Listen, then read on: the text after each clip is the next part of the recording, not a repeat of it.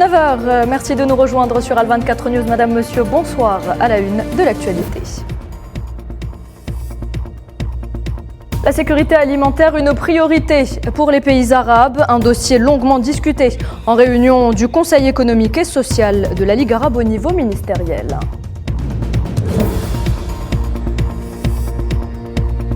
Haïfa Abou Razala, secrétaire générale adjointe de la Ligue arabe, annonce qu'un mini-sommet économique se tiendra en 2023 en Mauritanie. Les ministres des Affaires étrangères arabes arrivent à Alger et s'entretiennent avec le chef de la diplomatie algérienne, Ramdan Lamamra, en préparation de la rencontre de demain. Et à l'approche de l'échéance finale du sommet arabe d'Alger, les différentes réunions préparatoires plantent le décor d'un ordre du jour qui commence à prendre forme.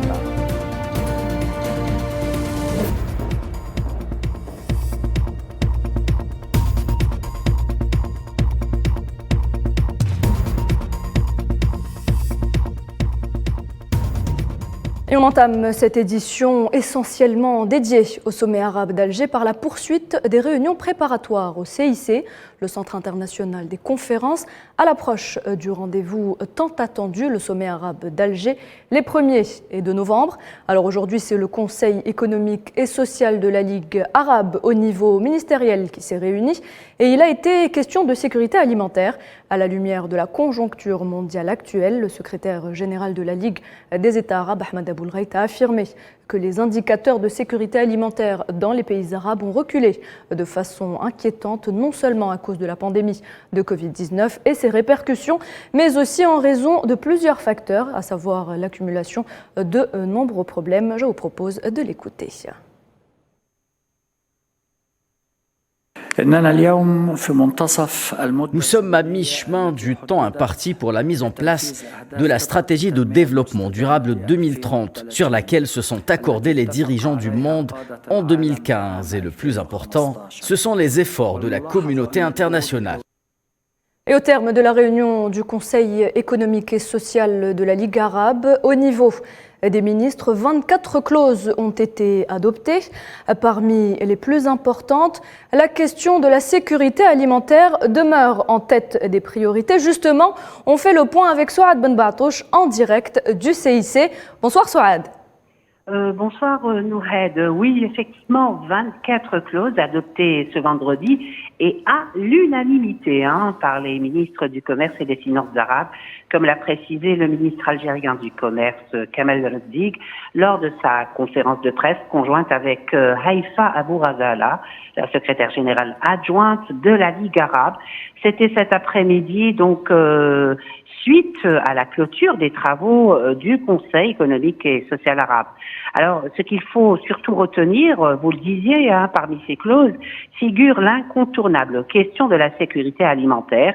Le dossier doit absolument trouver écho, mais surtout issue dans les pays arabes, au vu des bouleversements dans le monde dus au conflit en Ukraine, mais aussi à la pandémie de Covid-19 notamment. Alors, la Ligue arabe fait justement de l'autosuffisance alimentaire l'un de ses principaux chevals de bataille. Il y a aussi la grande zone arabe de libre-échange, l'outil indispensable pour booster le commerce pan-arabe dans un marché de 440 millions de consommateurs. Parmi les 24 clauses adoptées donc à l'unanimité ce vendredi, il y a aussi ce projet, le projet de création rapide de l'Union arabe douanière. Justement, cette union permettra la levée de certaines contraintes douanières qui minent des échanges commerciaux entre pays arabes. Et enfin, au plan social, on peut retenir que le Conseil économique et social arabe a appelé notamment à déployer plus d'efforts dans les domaines de la santé et de l'humanitaire dans des pays comme le Yémen ou encore la Palestine. Voilà. Alors, Souad Ben Batouche, on en revient à la sécurité alimentaire. C'est une priorité pour les pays arabes. Les réunions préparatoires ont bien insisté là-dessus. Idem pour la sécurité hydrique. Autant de dossiers qu'il va également falloir mettre sur la table des ministres des Affaires étrangères, n'est-ce pas, Souad ? Absolument. Donc la sécurité alimentaire, je vous le disais, c'est le cheval de bataille de la Ligue arabe.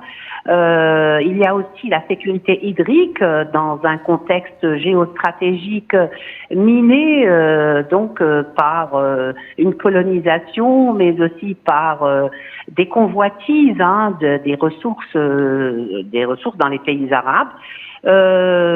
Effectivement, Nouhed, il y a aussi la sécurité énergétique, un dossier très important qui sera sur la table des chefs de diplomatie. Demain, des chefs de diplomatie arabes demain. Donc, ils devront, ces ministres, donc des affaires étrangères arabes, peaufiner l'ordre du jour, mais aussi élaborer un projet de déclaration finale, donc qu'ils devront soumettre aux dirigeants arabes les 1er et 2 novembre, jour du sommet. Très bien, merci Souad Benbartouche. Je rappelle que vous êtes en direct du Centre international de conférence Abdelatif Rahal. Et pour la première fois dans l'histoire des sommets arabes, le sommet d'Alger sera un sommet zéro papier, 100% digitalisé. Un portail numérique a été lancé par le ministère des Affaires étrangères avec pour objectif l'accès aux données relatives au sommet, aux différents programmes des journées de consultation, ainsi qu'à la liste des participants et à l'ensemble des documents, un véritable gage d'efficacité. L'Algérie à la pointe de la technologie, fin prête à faire de ce sommet un réel succès. Iman Merad. L'Algérie a inauguré le 4 juillet dernier le site officiel de la 31e session du sommet arabe, prévue les 1er et 2 novembre prochains à Alger. Une cérémonie supervisée par le Premier ministre Ayman Ben Abdelrahman au siège du ministère des Affaires étrangères et de la communauté nationale à l'étranger. Lancé par le ministère des Affaires étrangères et de la communauté nationale à l'étranger, en collaboration aux divers départements ministériels, dont le ministère de la Poste et des Télécommunications et de la Communication, supervisé par l'entreprise de soutien au développement de la numérisation, le portail numérique entièrement en arabe abrite diverses fenêtres d'information, notamment les principaux documents, l'agenda de travail du sommet, une fenêtre pour l'enregistrement des délégations participantes ainsi que des liens avec la présidence de la République, le Premier ministère, le ministère des Affaires étrangères et la Ligue des États arabes.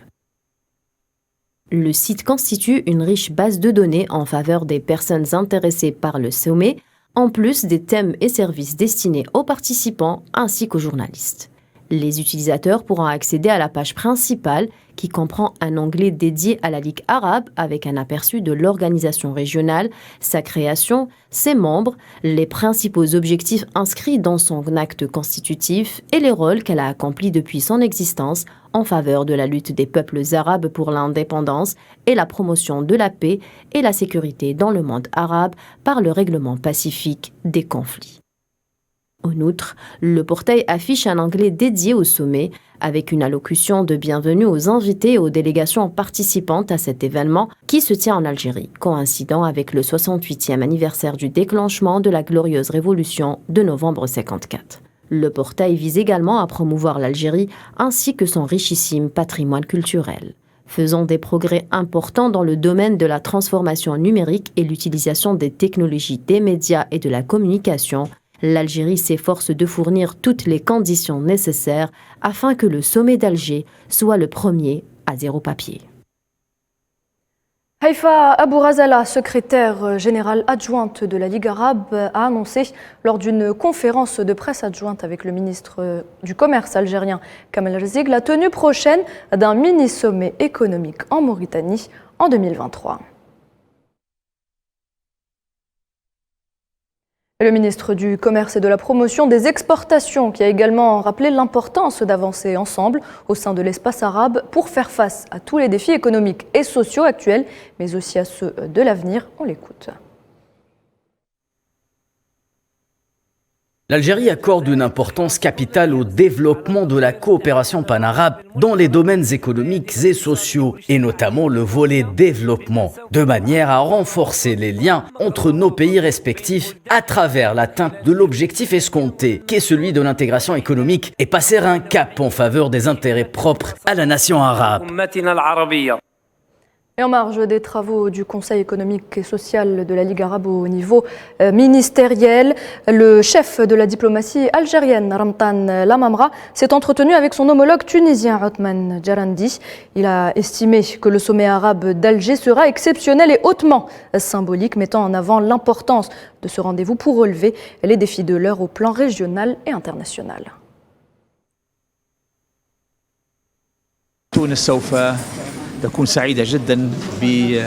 Naturellement, on est très heureux de passer le flambeau au président algérien Abdelmadjid Tebboune. Et nous sommes entièrement confiants que l'Algérie saura prendre en charge cette mission avec brio.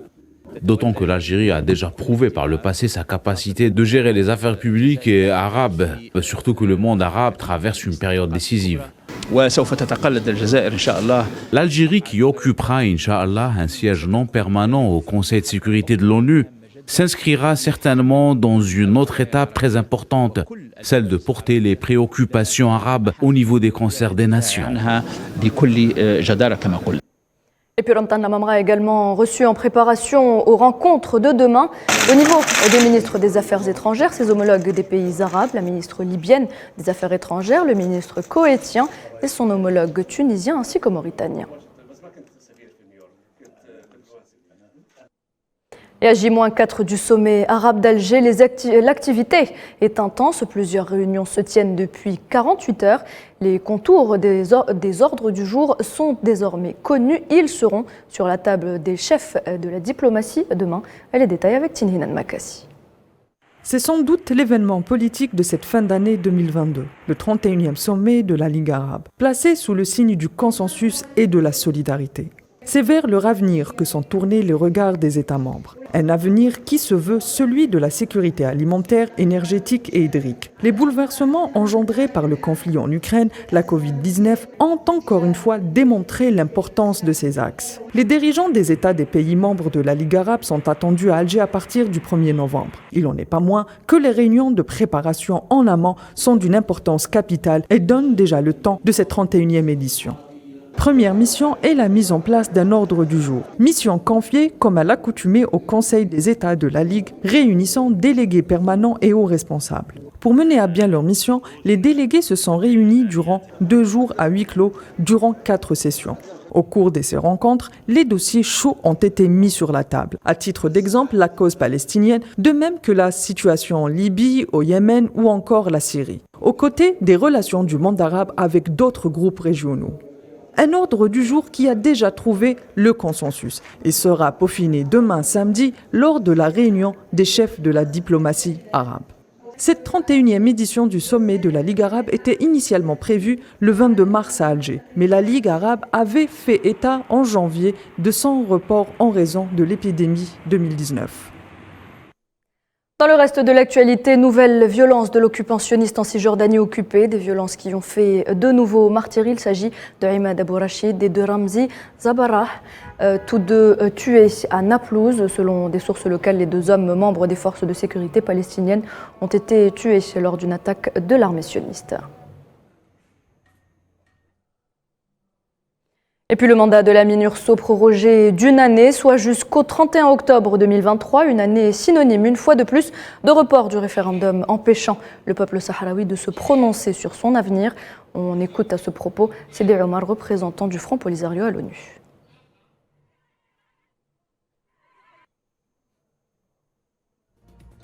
Sidi Omar que l'on écoutera dans nos prochaines éditions. Et c'est la fin de cette édition. Merci de l'avoir suivi. Je vous donne rendez-vous demain à 18h en direct du CIC pour le journal du sommet. Très bonne soirée.